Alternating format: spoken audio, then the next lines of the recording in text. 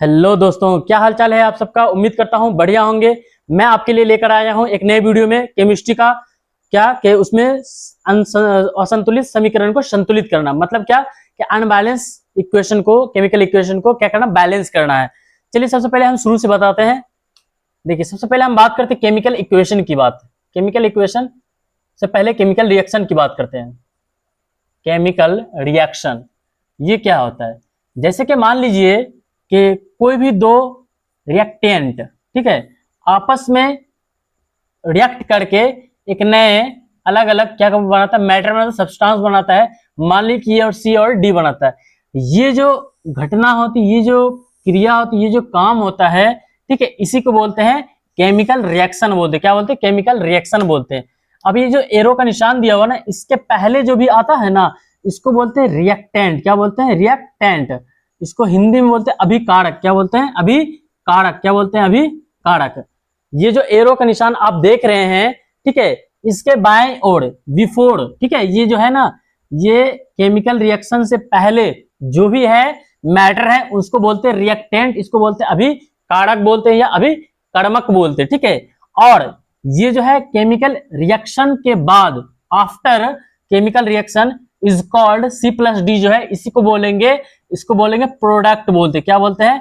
Product बोलते हैं। इसको हिंदी में बोलते हैं उत्पाद बोलते हैं। क्या बोलते हैं? उत्पाद। चलिए एक बार और फिर से समझ लेते हैं केमिकल रिएक्शन के बारे में। केमिकल रिएक्शन वो होगा कि कोई भी दो मैटर आपस में रिएक्ट करके एक नए गुण वाले पदार्थ का निर्माण करता है, एक नए सब्सटेंस बनाता है। मान लीजिए यहां पर नाम दिया सी और डी, तो ये जो पूरा घटना होगी ना, इसको बोलेंगे केमिकल रिएक्शन बोलेंगे। अब ये जो केमिकल रिएक्शन से पहले वाले जो मैटर होते हैं ना, उसको बोलते हैं रिएक्टेंट बोलते हैं। और इसके बाद का जो होता है after chemical reaction is called, ये जो C+D है, इसको क्या बोलते हैं? प्रोडक्ट बोलते हैं। बिफोर वाले को क्या बोलते हैं? रिएक्टेंट। आफ्टर के बाद ये जो होता है ये प्रोडक्ट कहलाता है। अब ये जो है, ये तो मान लीजिए ए और बी लिखे हैं, ठीक है। अब इसी को मान लीजिए, अगर मान लीजिए वर्ड में या शब्द में लिखेंगे, मान लीजिए जैसे कि यहां पर आप बहुत ज्यादा सुनते होंगे कि ये क्या है, हाइड्रोजन, हाइड्रोजन और ऑक्सीजन,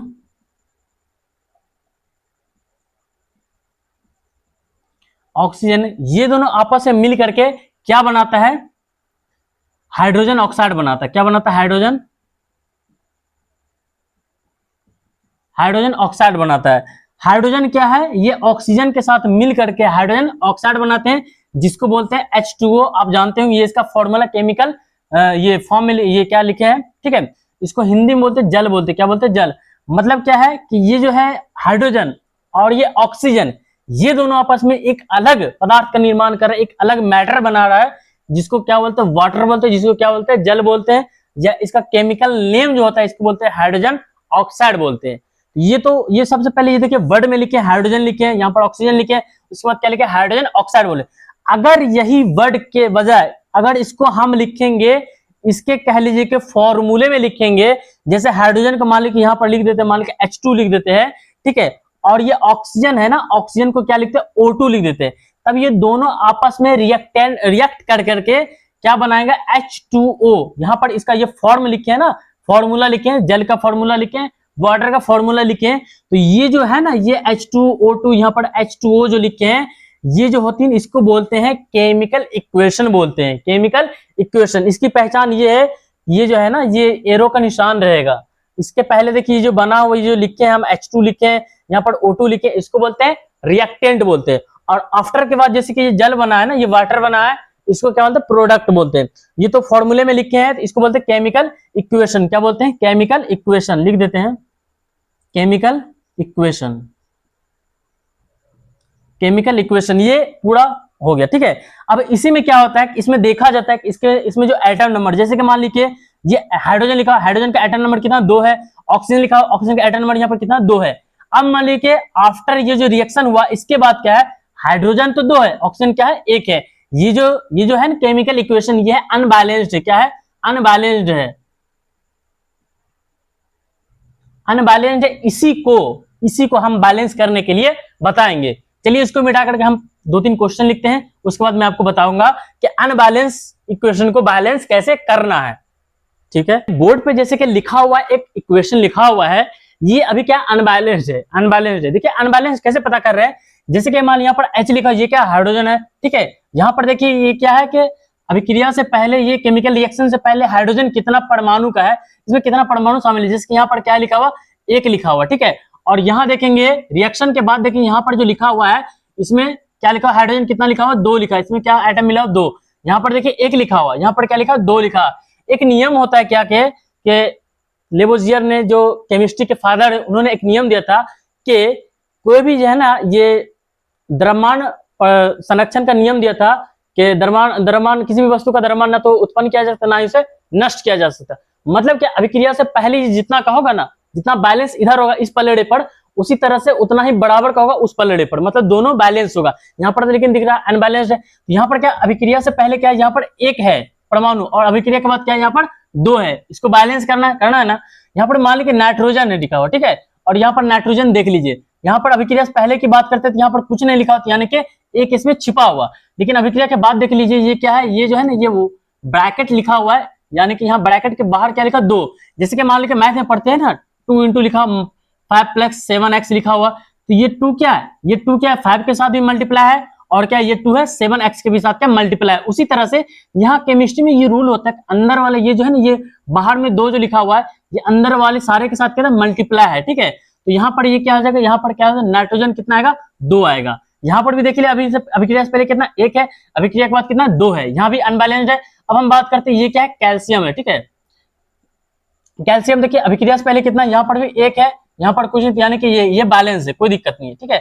ऑक्सीजन की बात करते हैं तो ऑक्सीजन देखिए यहाँ पर 3 ऑक्सीजन है, यहाँ पर कितना लिखा हो, 2 ऑक्सीजन, यानी कि ऑक्सीजन क्या है, 5 है। अभिक्रिया से पहले कितना है, 5 है। अभिक्रिया के बाद की बात करते हैं, रिएक्शन की बात करते हैं, तो यहाँ पर देखिए यहाँ पर 6 लिखा हुआ और यहाँ पर 1 लिखा हुआ, यानी कि अभिक्रिया के बाद कितना 7 है।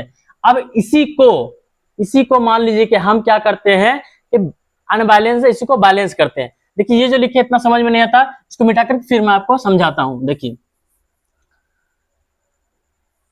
सबसे पहले देखिए हाइड्रोजन की बात करते हैं अभिक्रिया से पहले, ठीक है, बिफोर रिएक्शन लिख देते हैं, यहां पर